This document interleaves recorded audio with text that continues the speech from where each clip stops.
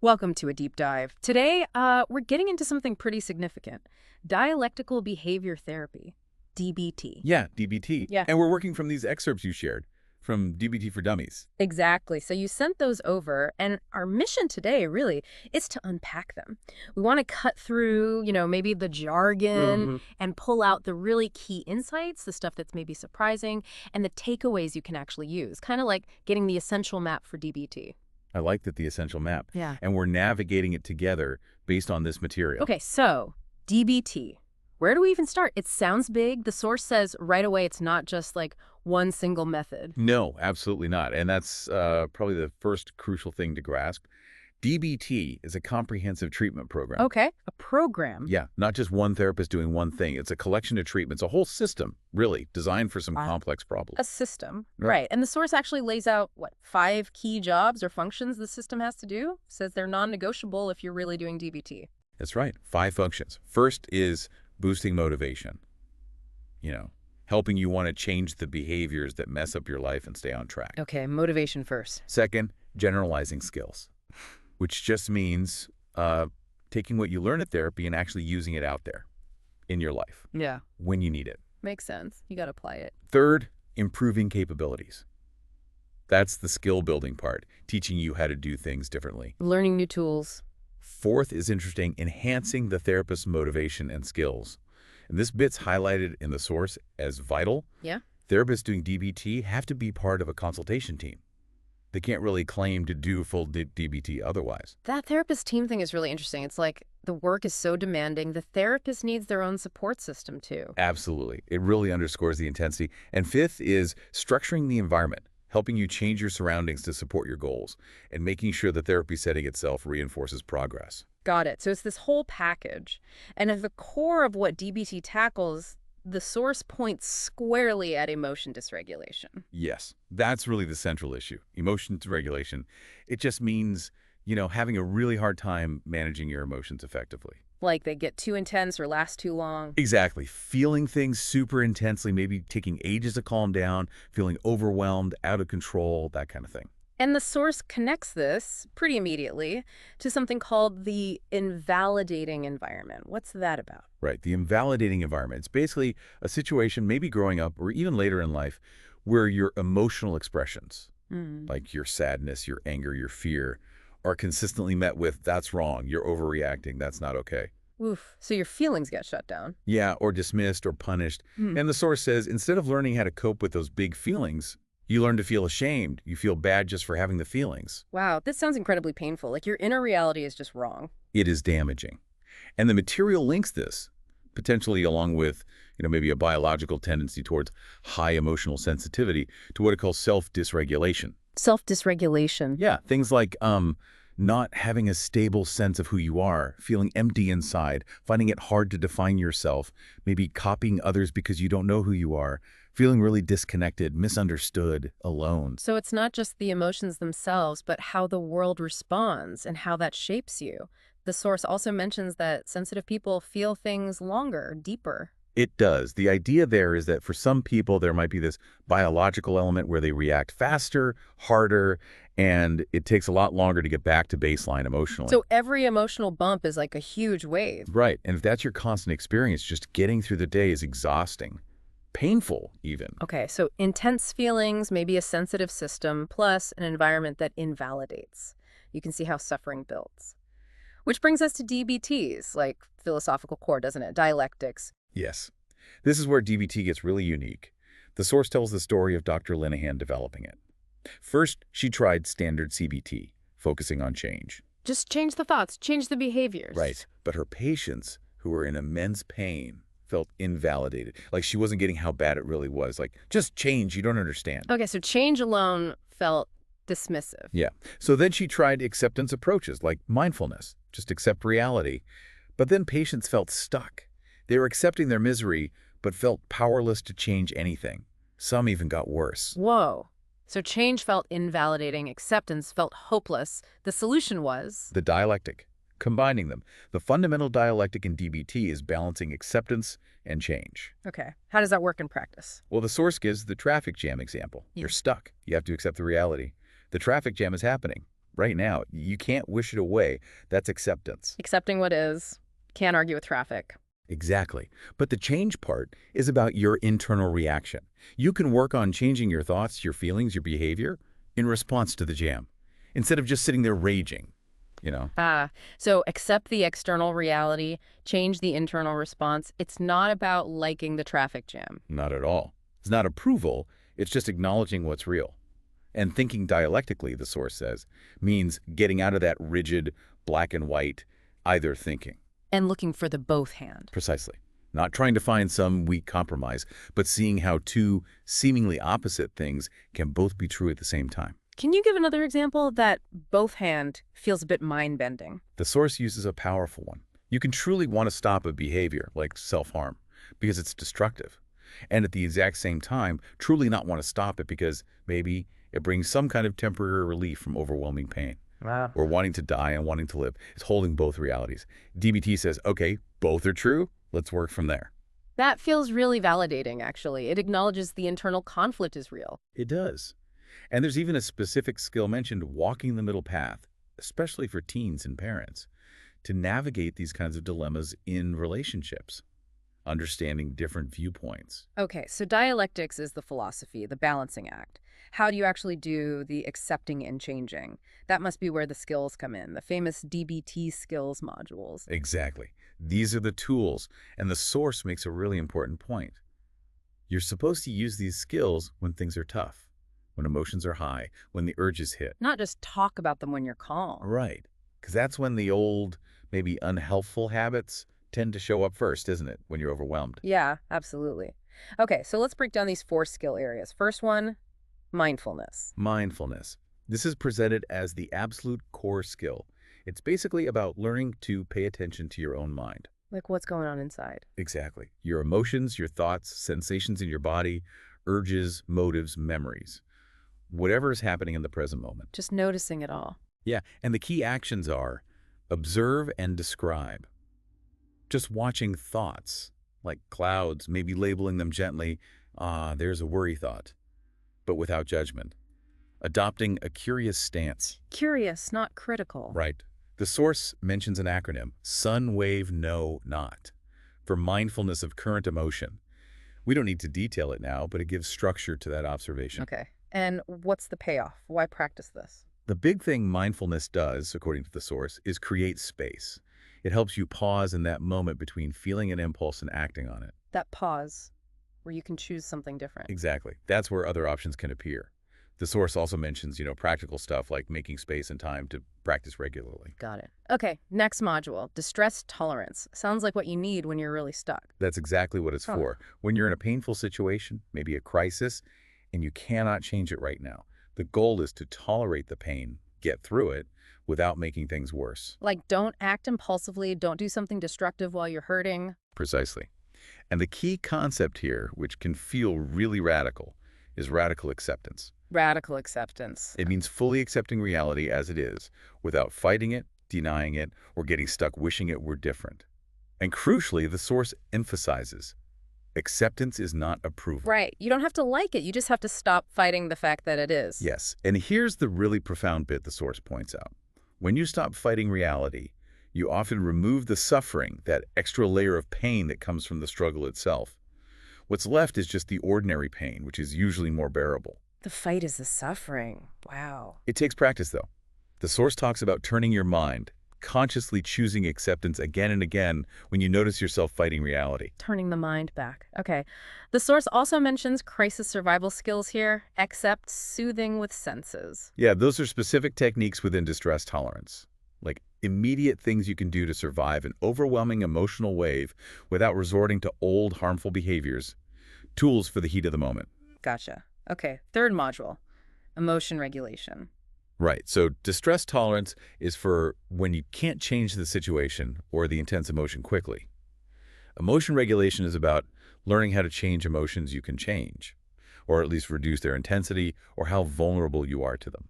Okay, so how do you regulate emotions that feel totally out of control? Well, first steps involve just getting to know them, identifying and labeling what you're actually feeling.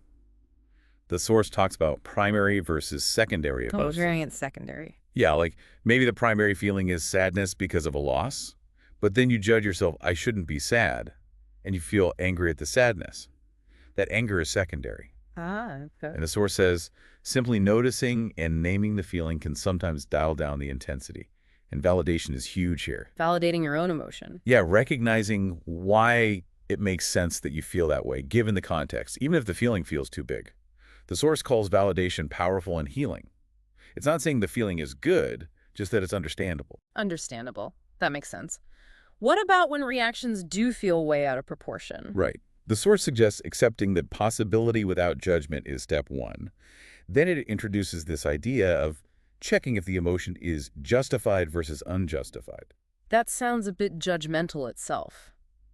It's framed not as a judgment on you, but as a way to decide which skill to use. Is the emotion, its intensity, its duration, a fit for the actual facts of the situation? Okay, so it's like a diagnostic question for choosing a tool. Exactly. If it seems like an overreaction, maybe a skill like opposite action is needed, rather than acting on the emotion's urge. The source even suggests a comparison trick like, how might someone who handles emotions well react here, just as a guide. A little reality check. And what makes us more vulnerable to these big reactions? The source gives us that ABC PLEASE acronym. It covers things you can actually influence. Accumulating positive experiences, building mastery, feeling competent, coping ahead, planning for stress, and then the PLEASE skills.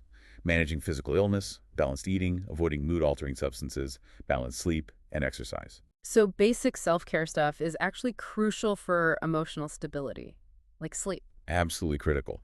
The source points out how things like sleep deprivation really mess with your ability to regulate emotions.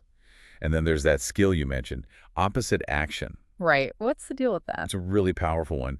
You use it when your emotion is intense, but acting on its urge would be ineffective or harmful. Like if unjustified fear makes you want to avoid something important. So you do the opposite. You identify the urge, and you deliberately act opposite to it. All the way. The source says 110% to really shift the feeling. If you're unreasonably angry and want to lash out, maybe you act gently. If you're ashamed and want to hide, you share appropriately. You act your way into a different feeling. Kind of, yeah. It breaks the cycle. And the source also talks about riding the wave of an emotion, just noticing it rise, peak, and fall without acting on the urge at the peak. Visualizing it passing through. Okay. And the last module, interpersonal effectiveness, relationships. Yes, and this is huge because so many people seek help because relationships are painful or difficult. This module is about being more effective in getting your needs met, saying no, keeping relationships healthy, and maintaining your self-respect. That covers a lot of ground. It does. The source mentions that sometimes people struggle with idealization and devaluation, like seeing someone as perfect one minute, then totally awful the next. These skills help navigate that kind of intensity. So what are the tools here? The source mentions acronyms again. Dear man, give, fast. Exactly. 3 core skill sets for different interpersonal goals. Dear man is for when you need to ask for something or say no effectively. Okay, break down dear man. Sure. Describe the situation factually. Express your feelings and opinions clearly. Assert what you need or are saying no to. Reinforce why it benefits the other person or the situation. Stay mindful of your goal. The source mentions the broken record technique here, gently repeating your point. Appear confident and negotiate if needed. Starting with facts is key. Start with what you can both agree on, and you might do it perfectly and still hear no. Absolutely. The goal isn't always getting your way, but communicating effectively and respecting yourself in the process. Okay, then givey. Give is for maintaining relationships, keeping them positive. Gentle, no attacks. Interested, listen, ask questions. Validate, show you understand their perspective even if you disagree, and use an easy manner. Be relaxed. Yeah. Validation is huge here. That word again. Seeing their side makes sense to them. Right, it can really de-escalate things. Even simple reflective listening can be validating. And fast. Fast is about maintaining your self-respect in interactions. Be fair to yourself and them. Make apologies for things that aren't your fault or for having an opinion. Stick to your values and be truthful. So stand your ground respectfully. That's a really comprehensive set of communication tools. And the source emphasizes validation applies to yourself too. Acknowledging your own experience makes sense. Okay, so we have the philosophy, the skills. How does this all come together in actual DBT therapy? The source gives a quick overview of the components. You've got individual therapy sessions, the skills training group, which is often like a class teaching the skills, that essential consultation team for the therapists themselves. Right, the therapist support. And skills coaching, often by phone. Skills coaching. So you can call your therapist between sessions. Yeah, for help applying skills right when you need them. If you're in a tough spot, feeling an urge, needing validation, maybe trying to fix a relationship issue, the source even says you can call with good news. Good news, too. That's interesting. Builds the relationship. Exactly. Though the source notes people often hesitate to call, feeling like they don't deserve help, or it won't work, or there'll be a bother. Barriers to asking for help. Got it. What happens in the individual sessions? The source mentions chain analysis. Chain analysis. It's like being a detective about a problem behavior. You sit down and map out, step by step, everything that led up to it. Like what triggered it, what thoughts came up, feelings, actions. Exactly. Vulnerability factors, too, like were you tired, hungry, stressed? The point isn't blame, the source stresses. It's understanding the chain so you can break it earlier next time. Finding the intervention points. Right. And then comes solution analysis. After you understand the chain, you brainstorm solutions. How could things go differently? What skills could be used? It's very practical problem solving. So analyze the problem, then build the solution. Replace the old behavior. Replace it effectively, yeah. Yeah. And if a plan doesn't work, there's missing links analysis. Figuring out why the plan failed. Did you forget? Were you unwilling? Did the thought just not occur? Helps find the real roadblock. It sounds very thorough. Now, DBT started with specific issues, but the source says it's used more broadly now. Oh, yeah. Originally developed for borderline personality disorder, chronic suicidality, but now the skills are applied widely. Depression, anxiety, PTSD, substance use, eating disorders. The principles are helpful across the board for emotion regulation issues. Can you give a quick example, like for self-destructive behaviors? Sure. The source explains that things like cutting or substance abuse or binge eating, they often provide very quick, intense relief from emotional pain. Like they actually trigger brain chemicals, opioids, or dopamine, short-term fix, but big long-term problems. Right. So DBT helps you understand that function, the relief function, and then learn and use healthier coping skills that can meet that need, maybe less intensely, but without the huge downsides. Addressing the reason for the behavior, the source also flags things like reassurance seeking as counterproductive. Yes. It feels helpful in the moment, asking someone, am I okay? Is this okay? Yeah. But it doesn't last. You need it again and again. It becomes a cycle, reinforcing anxiety instead of building your own ability to tolerate uncertainty. The force suggests maybe gradually reducing how often you seek it. Tapering off. Right, yeah. And that feeling of emptiness you mentioned earlier. Yeah, that deep sense of not knowing who you are. Feeling disconnected even around people, this sort of vague yearning. DBT aims to address that too, through building skills, clarifying values, strengthening identity, fostering real connections, building a life that feels meaningful. So these skills, they sound like they could be useful for almost anyone, not just someone in formal therapy. The source mentions an antidepressant life. It does touch on that, highlighting how many core DBT strategies align with general well-being practices.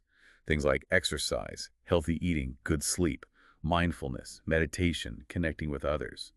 These aren't just therapy skills, they're life skills. Proactive mental health habits. Exactly. And the source specifically points out how crucial social connection is. Isolation makes mood worse. Connection helps reverse that. It even notes that MBCT, mindfulness-based cognitive therapy, which is related to DBT mindfulness, is proven effective for preventing depression relapse. This has been incredibly helpful, really digging into these DBT for Dummies excerpts you shared. It feels like the core message is about getting concrete tools. Tools and skills. To handle those really intense internal experiences, thoughts, emotions, urges, and to build a life that actually feels worth living.